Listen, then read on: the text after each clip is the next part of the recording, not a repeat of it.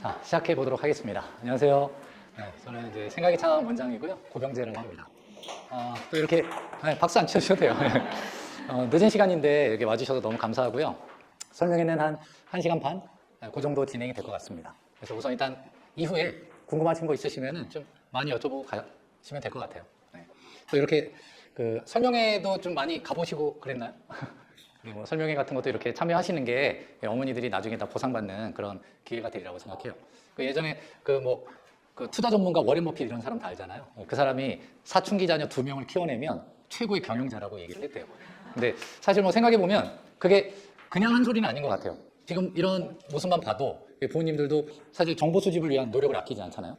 또 수집된 정보에 옥석을 가리기 위해 고민도 하시고 또 과감히 결단도 하시고, 결단한 이후에는 또 아낌없이 투자하시는 것들이 아마 그런 말을 빗대서 한 것 같습니다. 그래서 우선 일단 아이들이 사춘기를 앞두고 있기 때문에, 혹은 지금 이제 사춘기를 보내고 있는 아이도 있기 때문에 이제 부모님들이 여러 고민도 좀 많이 있을 수 있는데 잘 견뎌내셔서 나중에 갱년기 때 다 갚으시면 되니까. 우선 일단 오늘 학원에서는 생각이창 중등부 프로그램에 대한 자세한 설명을 좀 해드리려고 해요. 학원에서는 무엇을 지향하고 왜 그렇게 준비를 해나가는가, 그리고 중학교 과정에서 왜 고등학교 입시를 꼭 생각하면서 공부를 해야 되는가, 그런 차이를 좀 간단하게 말씀드리고자 합니다. 자료집 보시면서 없는 내용은 필요하시면 찍으셔도 돼요. 자, 우선 일단 저희 학원에서 이제 중학교 1, 2, 3학년 프로그램을 좀 간단하게 설명을 드리도록 하겠습니다. 이제 핵심을 3가지로 좀 말씀을 드릴 수 있는데요.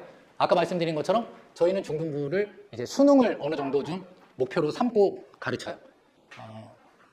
이제 단기에는 당연히 학교별로 내신 대비도 해야 되겠지만, 이 중학교 과정의 내신 대비가 사실 과목이라는 특성의 국어이지 국어 역량을 얘기하는 건 아니에요. 그래서 만약에 초등학교 때 아이가 좀 책을 좀 많이 읽었으면 중학교 때는 사실 별로 티가 안 날 겁니다. 왜냐면 학교 내신 시험이 그걸 테스트하는 시험이 아니거든요. 근데 고등학교 올라가면 엄청난 차이가 나타날 거예요. 그래서 혹시라도 지금 둘째가 혹은 셋째가 초등학생이다. 한 초등학교 한 5, 6학년, 4학년, 5학년, 6학년, 요 3년 동안이 모국어로 독서하는 데 있어서 독서 역량을 가장 극대화시킬 수 있는 나이예요. 그 이후부터는 사실 큰 효과는 없는데 그래도 지속성을 갖고 해줘야 돼요. 근데 이미 더 낳지 않으면 불가능한 경우에는 또 거기에 맞춰서 좀 대비를 하시면 되겠습니다. 그럼 왜 이제 저희가 고교학점제나 수능 대비를 중학교 과정에서 접목시켜서 가느냐면, 간단하게 이런 부분을 좀 말씀드리고 싶어요. 그러니까 나중에 예비고일, 제가 최근에 예비고일 설명회도 하고 있는데, 예비고일이 되면 중학교 때랑은 다른 차원이다라는 얘기를 되게 많이 들으시게 될 거예요. 그래서 사실은 선행이라는 게 별게 아니라 하나 더 내다보고 준비하면 되는 거거든요. 그 앞에서 배울 거를 미리 배우는 것만 중요한 게 아니라 지금 준비를 해나갈 때 그 다음 과정이 어떤 수순을 밟아가는지를 알아가는 게 의미 있다는 말씀이에요. 그래서 간단하게 제가 3가지 차이를 좀 먼저 말씀을 드릴게요. 이제 중학교 지금 예비 중일은 예비 중일 있어요? 네. 아주 중학교 1학년은 사실 이제 자율학기제라서 내신도 안 보니까 신경을 쓰지 않으시겠지만, 혹시 3학년 있으신가? 예비 중3? 네, 예비 중3이시죠? 네. 잘 들으세요. 네. 자, 우선 일단 중학교는 평가 방식이 절대평가예요. 그러다 보니까 아이들이 심리적으로 다 우등생이에요. 제가 이제 간단하게 모근중학교랑 목동중학교 올해 학교알림에 공시되어 있는 학업 성취도 평가의 일부를 좀 가져왔습니다. 5월 달에 발표가 된 거예요. 이게 이제 이유는, 이 두 학교 선택한 이유는 그냥 인원이 비슷해서 그래요. 인원이 비슷한 거지 이 두 학교가 성향이 다르다 이런 건 아닌데, 딱 보셔도 지금 모근중학교는 내신이 좀 어렵습니다. 그래서 아주 좋은 학교인 거예요. 왜냐면 아이들한테 고등학교 과정에서 해야 될 걸 미리 어느 정도 납득을 시킬 수 있는 거죠. 그래서 얘네들 보면 국어 A가 90점 이상이에요. B가 80점 이상이고요. 말씀 안 드려도 이제 10단위씩 내려가시면 쉽게 아실 수가 있는데, 국어 평균이 한 78점이면은 그렇게 어려운 시험은 아닌데, 이제 시험 보는 아이들은 무조건 어렵죠. 어떤 시험이든. 그런데 요 아이들 A를 보니까 23% 정도가 A를 받아요. 그러니까 90점 이상이. 근데 이제 비슷한 인원의 목동중학교 보니까 90점 이상이 63%예요. 엄청나게 차이가 나죠. 네. 엄청난 겁니다. 이거. 3배 차이잖아요. 3배가 차이 나는데 심리적으로는 전혀 차이가 나지 않습니다. 나도 A야. 얘도 나도 A인데? 똑같아요. 그래서 A 나오면 내가 공부를 잘한다고 생각을 할 수밖에 없어요. 너무 당연한 거예요. 고등학교를 한번 보여드릴게요. 고등학교는 상대평가입니다. 물론 상대평가를 부모님들이 알 수가 없어요. 왜냐하면 학교 알림이라고 아세요?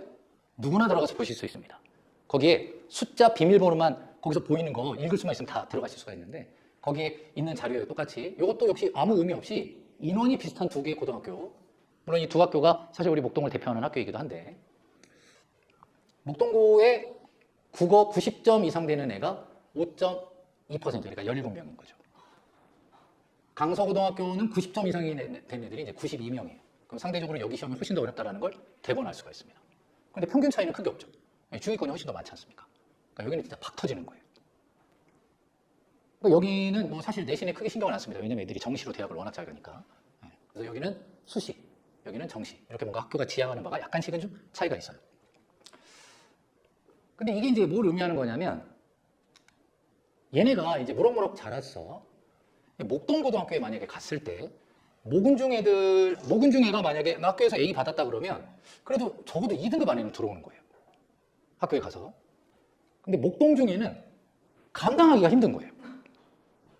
그러니까 4등급이면 옛날에 7, 8등급 정도 되는 거거든요. 그러니까 거의 인간 취급을 못 받는 등급인데 숫자에 착시가 오는 거예요. 그럼 여기 1등급하고 7등급의 차이는 엄청나잖아요. 근데 1등급과 4등급 차이는 그렇게 많이 안 나 보이는 것 같죠. 그래서 사실 이제 현행 입시에서 우리 아이들이 자라서 고등학교 올라갈 때 2등급 이하 여기는 이제 거의 대학을 가기는 이제 정시 외에는 방법이 없다. 이렇게 이제 보시면 됩니다. 따라서 평가 방식이 분명한 차이가 있기 때문에 아이가 A를 받았다라는 것에 대해서 칭찬은 하되 그게 어떤 똑같은 상대평가의 결과를 보장하지는 않으니까 그래서 국어라는 과목에서의 A는 굉장히 칭찬할 만하지만 그걸 국어 능력이라 착각하지는 말아달라. 이유는 또 이런 게 있습니다. 두 번째 차이를 보시면요. 우선 일단 시험 범위의 차이예요. 중학교는 시험 범위가 있습니다. 이 안에서만 내는 거예요. 근데 만약에 선생님 두 분이 가르치는데 만약에 A 선생님이 진도를 요 정도 하고 B 선생님이 진도를 하나를 더 나갔어요. 근데 이제 B 선생님이 출제를 해버린 거예요. 그래서 B 선생님이 자신은 가르쳤으니까 이제 아이들한테 그 내용이 시험에 반영이 되면 이제 전화해서 이의 제기만 하시면 제시를 봅니다. 왜냐하면 시험 범위 밖에 나가는 건 안 돼요. 시험 범위 안에서만 시험을 보는 거예요. 실제로 영어를 그렇게 해서 재시험 보는 경우들도 실제로 있었었죠.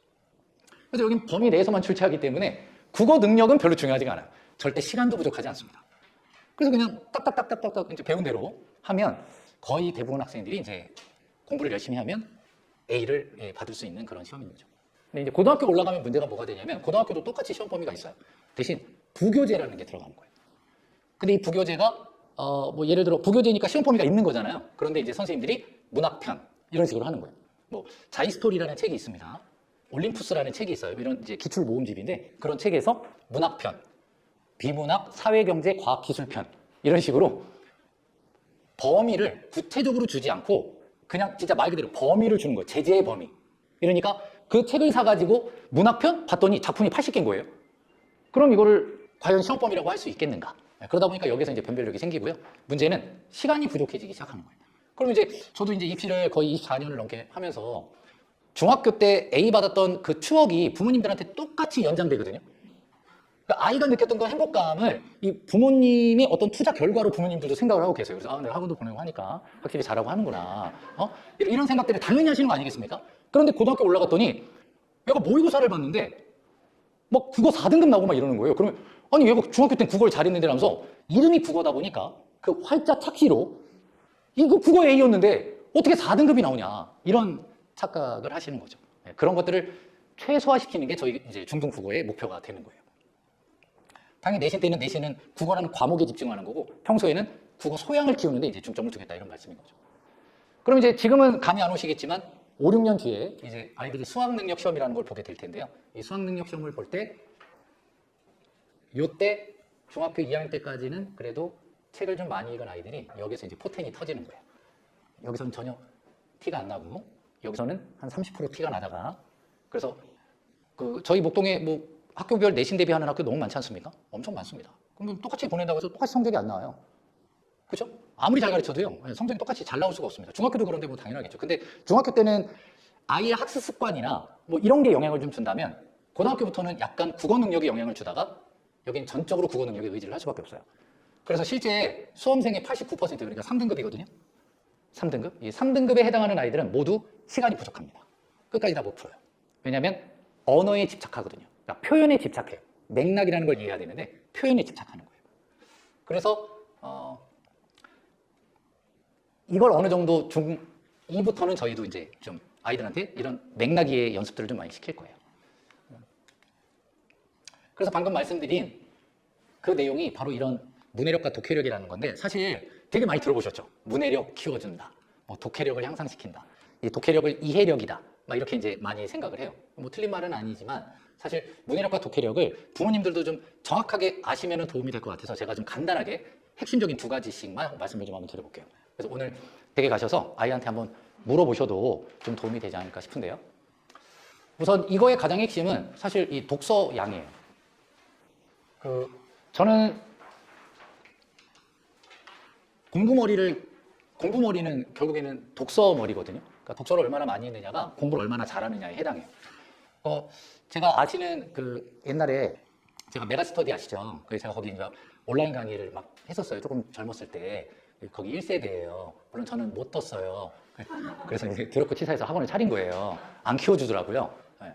근데 우선 일단 그때 당시에 저랑 친했던 화학 선생님이 되게 유명한 분이 계셨는데 그분이 어떤 학생이 와가지고 이제 걔 재수생이었어요. 얘가 이제 다 공부가 좀 되는데 지금 화학이 발목을 잡을 것 같아서 이제 고민이라는 상담을 왔더라고요. 근데 이제 선생님이 그 아이한테 뭐 이런저런 얘기 안 하시고 그러시더라고요. 그때 저보다 나이가 훨씬 많으셨어요. 근데 뭐라 그러냐면 너 국어 몇 등급이야? 라고 물어봤어요. 그랬더니 걔가 1등급이요. 그랬더니 그럼 내가 올려줄게 라고 얘기를 하더라고요. 근데 그거는 화학 가르치는 분이잖아요. 국어 가르치는 입장에서 보면 학문의 본질이 같다라는 거거든요. 결국에는 아이들이 나중에 고등학교 2학년 올라가서 지금 중학교 때도 굉장히 큰 영향을 주긴 하지만 고등학교 2학년 올라가게 되면 진로 선택이나 일반 선택, 융합 선택, 전문 교과 이런 걸 배우게 돼요. 근데 공통사의 공통 과목 여기서는 크게 티가 안 나도 90학점을 넘게 받아야 되는, 그러니까 일반적으로 우리가 얘기하는 1학년 때 배우는 건 48학점밖에 안 돼요. 그러니까 전체 중에 25%밖에 안 되는 거예요.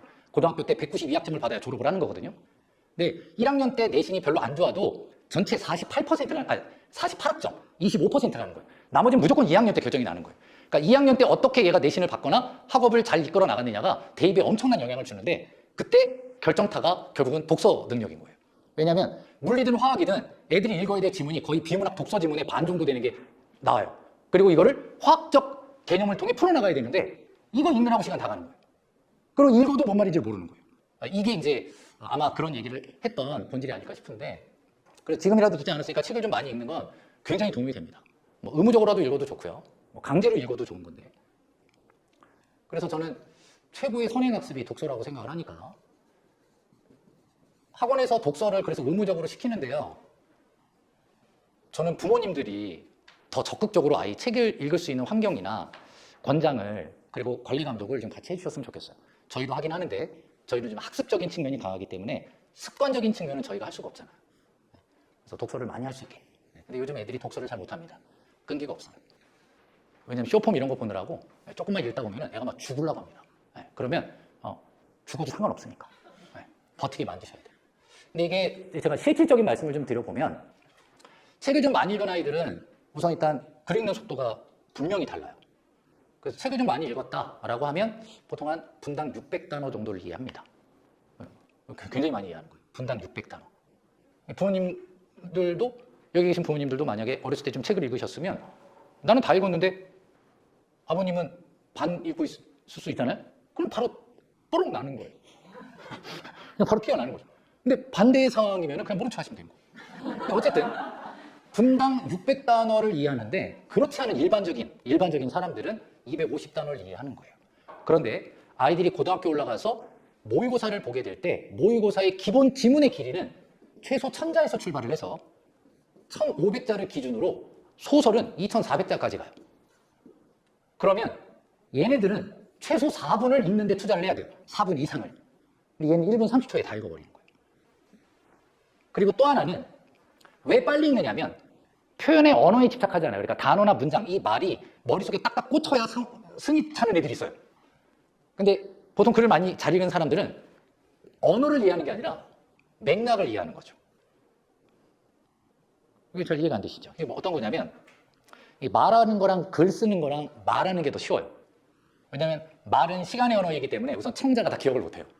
근데 문자라는 글은 흔적의 언어이기 때문에 검토가 가능해요. 너 아까 여기서 이랬는데 딴소리 뭐 이렇게 바로 되니까 최대한 간결하고 논리적으로 표현을 해야 되는 거예요. 그럼 간결하고 논리적으로 표현할 때 중언부언하면 잘 쓴 글이 아니잖아요.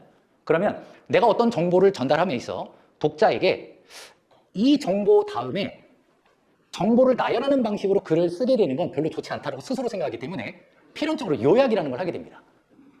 그러면 충분히 행간의 의미를 내가 표현하지 않아도 독자 스스로 알 수 있을 정도를 그렇게 글로 표현한다는 거죠.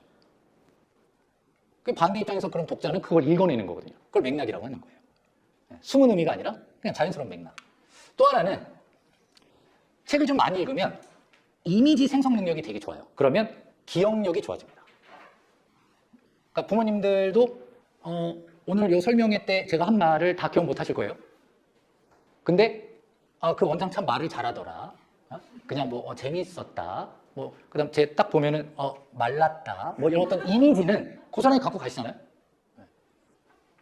이미지는 상당히 중요하죠. 제가 아이들 하면서 이런 영상 자료 같은 것들 많이 일부러 그래서 보여줘요. 예를 들어 관동별곡이에요. 관동별곡 기억나세요? 고등학교 때 공부하셨던 거? 네, 기억 안 나시죠? 그렇습니다. 근데 그 관동별곡이라는 게 별게 아니고요. 그냥 이제 강원도가 북한에도 있고 남한에도 있는데 그 남쪽에 있는 그 강원도랑 북한에 있는 강원도 옛날에는 이제 나뉘어져 있지 않았습니까? 근데 거기에 강원도 동해 바다에 꼭 죽기 전에 가봐야 되는 8개의 명승지가 있어요. 그 8개의 명승지를 이제 관동 팔경이라고 하는 거예요. 그거를 갔다 온 거예요, 얘가. 네, 그래서 이제 정철이 쓴 노래인데 거기에 총석정이라는 주상절리가 있습니다. 주상절리는 이제 용암이 이렇게 급격히 녹아가지고 육각형 모양으로 절벽을 만들어 놓은 거예요. 그런데 우리나라 1962년 한국은행에서 발행한 지폐에 50원짜리 지폐가 있었거든요.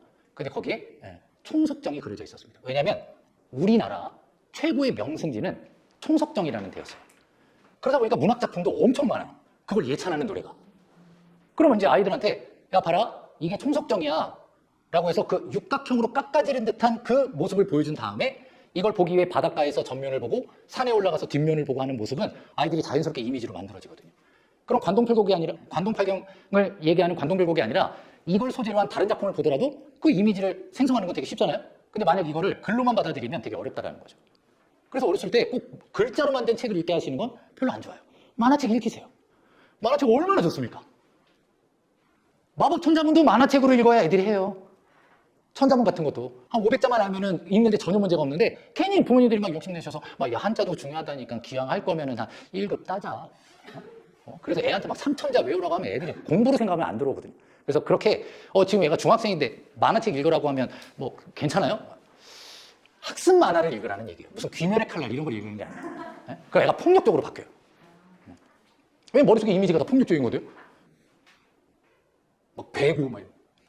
대신 이런 아이들은 정확한 이해를 한 적이 없기 때문에 요거는 훈련만 시켜주면 그러니까 우리가 이제 보통은 개념이나 문제풀이 방법이라고 하거든요. 그것만 알면 얘네들은 그냥 우상향합니다. 그냥. 근데 만약 그렇지 못한 학생들이라면 요거를 배양을 시켜줘야 되는 거죠. 요걸 이제 제가 구체적으로 한번 말씀을 드려보겠습니다. 문해력, 독해력 이게 저희가 평소에 아이들한테 심어주고 싶은 국어 능력인데요. 첫 번째 문해력부터 제가 간단하게 말씀을 드려볼게요. 문해력은 크게 두 가지라고 얘기할 수 있어요. 읽을 수 있느냐, 읽을 수 없느냐. 그럼 보통 당연히 우리말인데 당연히 읽을 수 있지 않을까요? 읽을 수 있을까요? 산수간 바위 아래 띠집은 초가집이에요. 띠집을 짓노라 하니 그걸 모르는 남들은 웃는다 하다마는 어리고 혐의 뜻에는 내 분인가 하노라. 그러니까 이게 내 분수라는 거죠. 어리석고 상처를 붙여 살아가는 게. 그걸 이제 이렇게 현대어로 이해할 수 있는 능력. 이게 첫 번째 문해력이에요. 중학교 때 이런 고전시 작품 원문으로 감상하는 것도 조금씩 훈련에 이제 필요한 요소라고 보시면 되겠습니다. 그럼 자연스럽게 좀 배워나가는 게 좀 있을 거예요. 두 번째는 읽을 수는 있어요. 아까 같이 이제 막 외계어가 아닙니다. 읽을 수가 있어요. 읽을 수 있는데 아예 이해를 할 수 없는 거죠. 굉장히 고차원적인 내용을 넣어놨는데 사실 그 서울시 교육정보연구원에서 발표한 현재 초등학교, 중학교 학생들의 문해력 진단한 결과 발표가 있었어요. 작년에 비해 올해 지금 학생들 검사를 했더니 한 10% 정도 수준이 떨어졌대요. 그래서 거기서 발표한 예문을 보니까 시발점이 뭐냐 그랬더니 왜 욕하냐고 한대요. 두발 자유화가 뭔지 알아? 그랬더니 자유롭게 걸어 다니는 거예요. 너무 충격적이지 않습니까? 그럼 족보가 뭔지 알아? 너네 집에 족보 있어? 그러면 족보요? 족발 보쌈 세트? 애들이 말을 다 줄이다 보니까 이걸 늘리는 방안으로 뭔가 문제를 해결하려고 하는 거예요. 심각합니다. 엄청 심각해요. 고등학생이라고 안 그럴 것 같습니까? 엄청 심각합니다. 그래서 부모님들이 생각하시는 만큼의 한자적 지식 너무 없어요. 자, 왕복 3회. 그럼 가만히 서 있대요. 뭘 3회? 너무 충격적이지 않아요? 그럼 체육 선생님이 당황스러운 거예요. 자, 왕복 3회 회 이랬대 애들이. 이런 상황. 그런 애들한테 자, 음성상징어를 사용해서 생동감을 자아낸다. 그러면 이게 와 닿겠냐라는 거예요. 지금 족보도 이상하게 생각하는 애가. 서술자의 개입. 그럼 애들이 막 따져요. 왜 개입하냐 이거죠. 그러니까 개념에 대한 이해를 못하는 거예요. 근데 이거를 나중에 예비고일 올라갈 때 융단 폭격으로 막 가르쳐요. 전혀 예비되어 있지 않고 준비되어 있지 않은 상태에서 엄청난 정보 샤워를 받는 거예요. 그러니까 애들이 아 그래 좋아 잘 들었어 오케이 이해됐어 하지만 내 건 안 됐어 내게 될 수가 없어요. 너무 한꺼번에 많은 정보를 받게 되니까. 그래서 이런 것들이 이제 우리가 보통 문학 개념이라고 하고요. 이건 이제 문법 개념이라고 하는 거예요. 이걸 1학년은 1학년에 맞게, 2학년은 2학년에 맞게, 3학년은 3학년에 맞게 선생님들이 그 아이에 맞게 가르쳐야 합니다.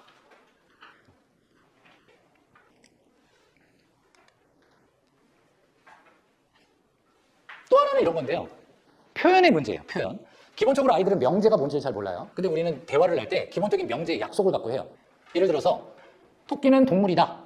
그러면 이렇게 이제 토끼가 동물이면 토끼가 동물에 포함된다는 뜻이거든요. 그럼 이제 토끼가 동물에 포함된다는 뜻이에요. 언니들 공부 같이 하십시오. 그럼 이제 토끼가 동물에 포함이 되기 때문에 토끼이면서 동물이 아닌 건 있을 수가 없다는 거예요. 그러면 포함 관계가 어긋나니까요. 근데 만약 그것이 토끼라면 그것은 반드시 동물이다. 그럼 토끼라면 이 안에 들어갈 테니까 예외가 없다라는 뜻이 되겠죠? 다 같은 말인 거예요. 그래서 이런 명제적인 이해를 한 바탕으로 이제 만약에 아이들한테 봐라. 자, 인생이 마라톤이야. 그럼 인생이 마라톤이야. 마라톤 안에 인생이 포함이 안 되잖아요? 그럼 말이 안 되죠. 아, 이런 걸 은유법이라고 하는 거야. 이건 정의고. 이렇게 이제 명제를 개념적으로 학생들한테 하나씩 차근차근 알려주면 이제 잘 잊어요. 이걸 계속 반복하는 거예요. 다양한 예를 통해. 명제적 약속. 이것도 역시 중학교 때 하나씩 배워나가는데 이걸 어려운 말로 논리라고 하는 겁니다.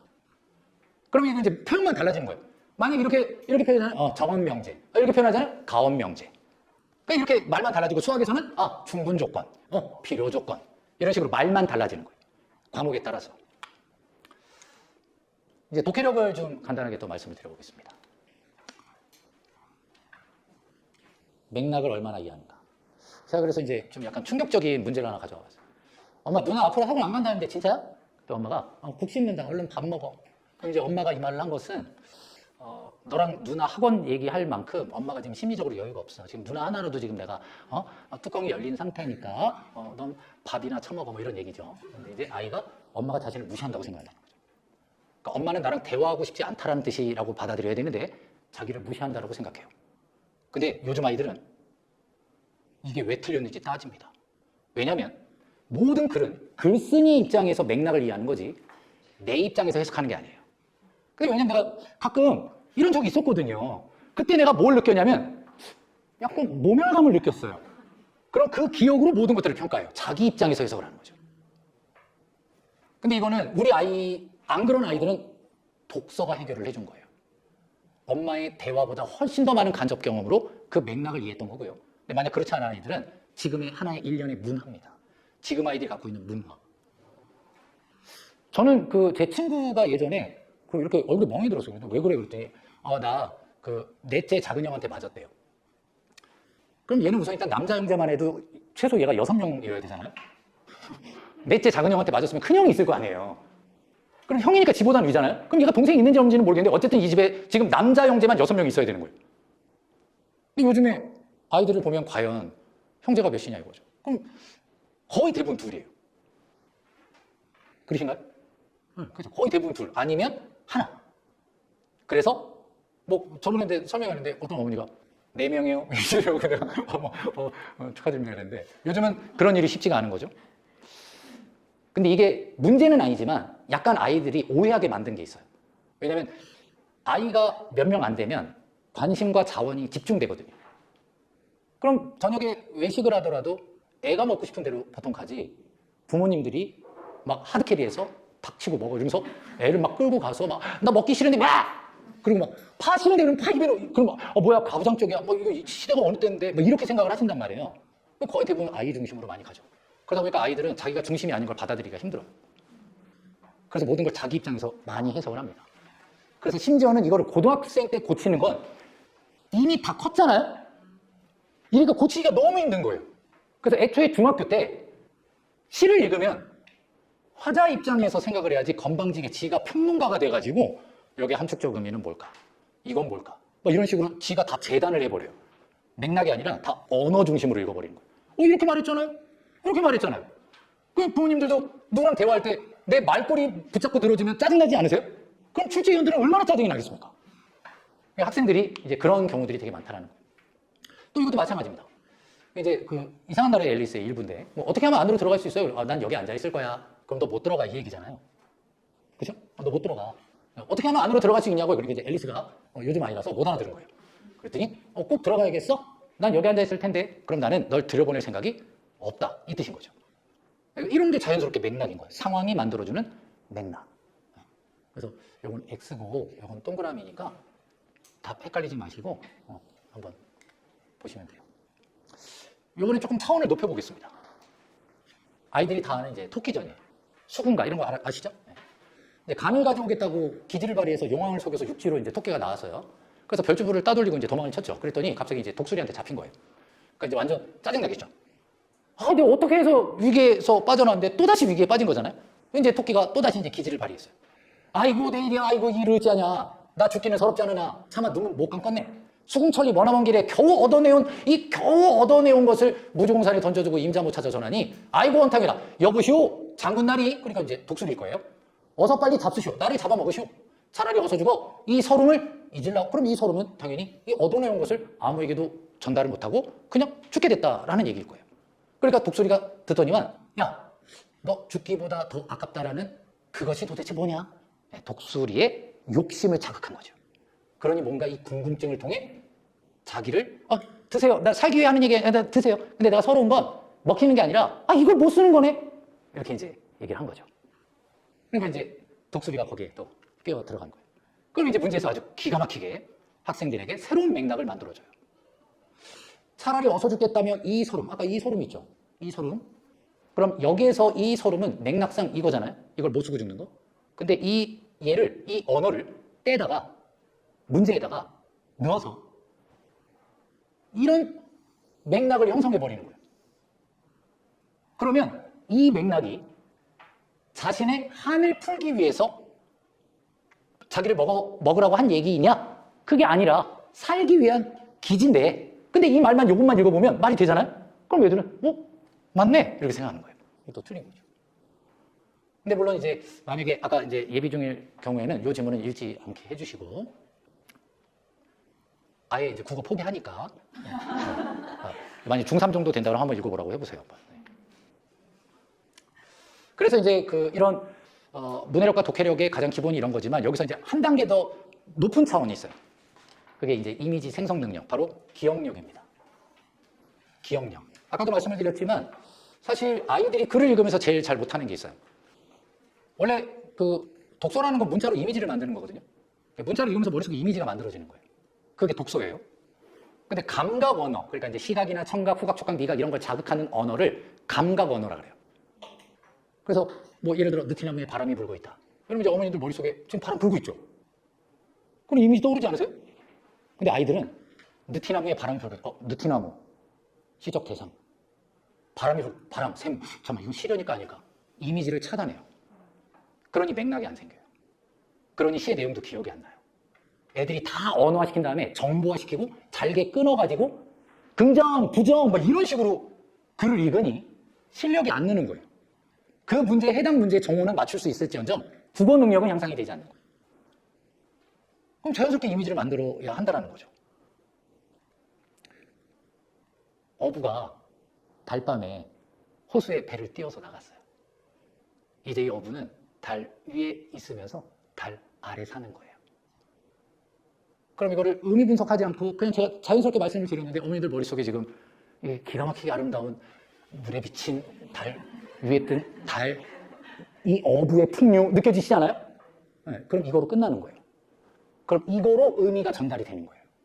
근데 아이들은 달 위에 살, 그럼 애가 갑자기 달 위에 산다 그랬잖아. 그럼 얘가 토끼야? 자꾸 그거를 그 자체 언어만 가지고 지 입장에서 자꾸 해석하려고 하는 거예요. 이거는 내신에서는 학교 선생님의 이야기가 만약 그렇게 전달이 돼서 암기를 했다면 역시 자기가 뭔가 대단한 맥락을 이해하는 것처럼 착각하지만 사실은 이미지 생성을 못하기 때문에 생기는 문제들이죠. 이거 조금 더 좀 어렵게 좀 표현해서 말씀을 드려보면 이건 이제 궁극적으로 가고자 하는 거예요. 근데 만약 우리 아이가 이러고 있다면 아 얘가 이제 학원에서 조금 많이 케어를 받아야겠구나 이렇게 보시면 되는데 대부분의 아이들은 글을 읽고 난 다음에 기억이 안 나면 표시에 의존합니다. 우리 애가 만약에 글을 읽을 때 샤프를 들고 중학교 땐 거의 안 그래요. 근데 이제 공부 좀 열심히 하려고 하는 특히 여학생들 장난 아니에요. 글자가 안 보여요. 장난 아니에요.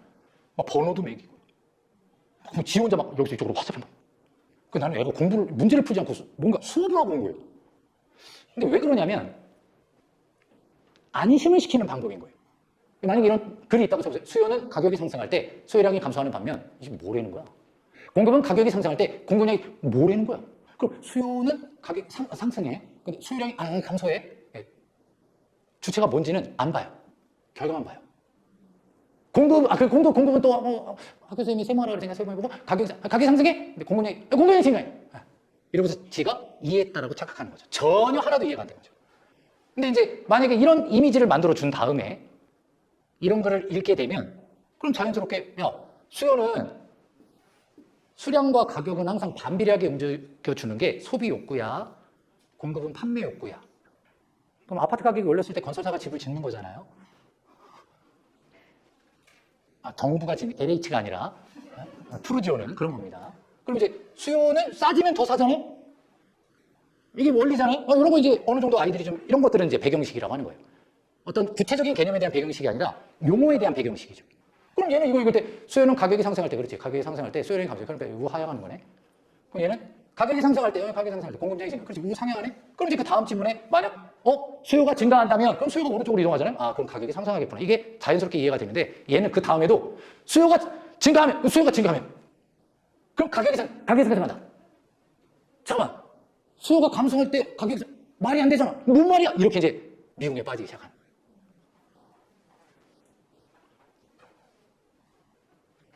요거 얘기할 때 제일 심각해지시거든요. 근데 이거를 이제 하나씩 배워 나가는 것이다. 이렇게 보시면 됩니다.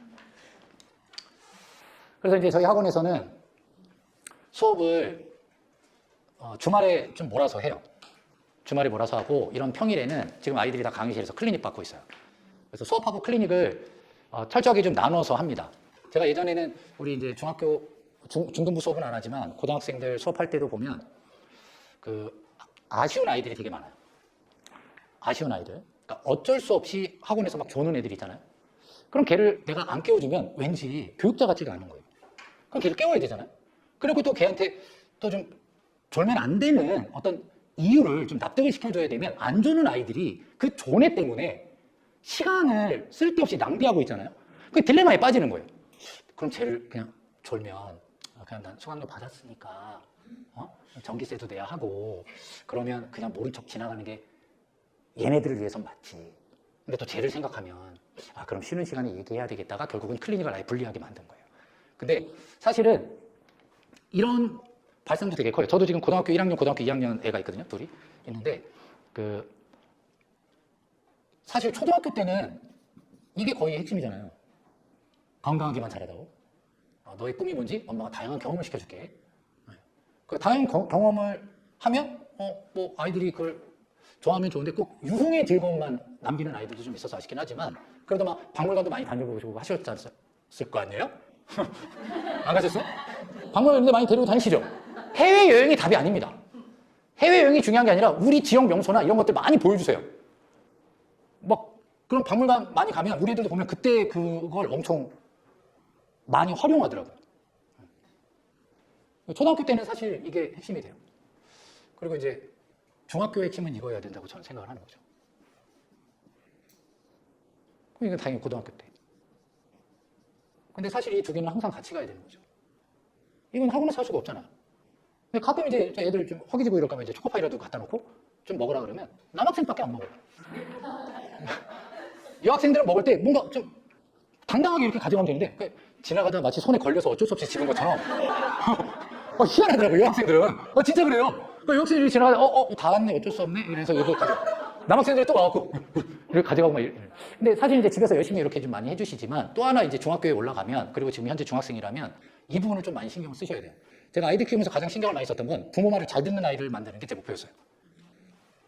공부 잘하고 막 이러는 것들은 우선 일단 부모 말을 잘 들으면 공부를 잘할 수밖에 없다고 저는 생각했고, 독서를 많이 하면 무조건 공부를 잘할 수밖에 없다고 믿었기 때문에 저희 아이들 책을 엄청 읽혔습니다. 역시 결과는 굉장히 좋아요. 거의 이제 전국권이 됐어요. 그러니까 믿고 보셔도 돼요. 이제 보증이 된 거니까. 근데 이제 이 훈육은 뭐냐면 훈련시키는 거잖아요. 아이들의 습관을 형성시키는 거예요. 이제 부모님들은 학원에서 과제를 많이 내주시기를 원하는데 그 과제를 이렇게 맡겼더니 아이들이 이렇게 잘 외우는 아이들도 있는데 못 외우는 애들이 훨씬 더 많았어요. 근데 이거를 또 부모님한테 턴하면 부모님들이 잘 끌려다니시더라고요. 통제가 잘 안 되는 거예요. 그래서 뭔가 좀 강하게 좀 드라이브를 걸려고 하면 아이도 강하게 맞대응을 하는 거예요. 그럼 또 이제 부모님들은 생각하시죠. 본인의 갱년기로 풀 수 있는데 아까 말씀드렸잖아요. 근데 아이가 사춘기. 그러니까 우리 아이를 좀 얘가 엇나가면 어떡하지? 막 이런 생각을 하니까 강하게 뭔가를 못 하시는데 강하게 하셔야 됩니다. 오히려 약하게 하시니까 아이들이 더 흔들리는 거예요. 그럼 뭐만 해주시면 되냐면 나머지는 학원에서 다 교육과 관련된 훈육은 학원에서 다 시킬 건데 그러니까 예를 들면 과제를 안 하면 이해가 안 됐으면 이해 될 때까지 공부하는 게 맞는 거잖아요. 그러니까 이거는 뭐 학원에 나와서 클리닉 하는 시간이 학생마다 다 천차만별이 되는 거예요. 잘하는 애는 일찍 하고 가는 거고요. 못하는 애는 그게 반복이니까 못하는 거거든요. 부모님께서 좀 도와주실 부분은 이 중학교 때 컨트롤을 잘 하셔야 됩니다. 고등학교 때 절대 못하세요. 이미 등치가 저도 좁아요. 제가 고3에 하나 중에 어떤 애가 있어요. 지금 현재 담임에 양천구 학생이 하나 있는데 내가 걔 보고 인사했어요. 장난 아니에요. 부모님들도 아마 애들한테 뭐 하고 싶을 때 막 무서울 수도 있어요. 특히 남학생들 이따 말이야 허벅지만. 근데 어쨌든 이게 뭘 제가 부탁드리고 싶은 거냐면 학원에 나와서 아이들이 조는 아이들이 있잖아요. 참관 수업할 때 혹시 조는 애 없었어요? 부모님들? 학교 참관 수업 갔을 때 조는 애 없었나요? 없었어요? 이거 애들이 정말 착해요. 저는 좀 운이 나빴어요. 제일 앞자리에 앉은 애가 이렇게 슈퍼맨 자세로 잤어요. 진짜로. 근데 얘도 좀 너무한 거 아니에요? 참관 수업이잖아. 그럼 지에 부모님 안 왔다고 선생님을 민망하게 카페 얘는 좀 그렇잖아요. 그럼 옛날 학교 같으면 어땠겠습니까? 네, 그러니까 일어나. 이렇게 말해주는 거는 그래도 이거는 2000년대 이후일 거예요. 예전에 부모님들 교육하실 때는 그냥 뭐 바로 30cm 자든 야구 방맹이든 정신 쫄쭉 이래야 되는데 요즘 그럼 큰일 나잖아요.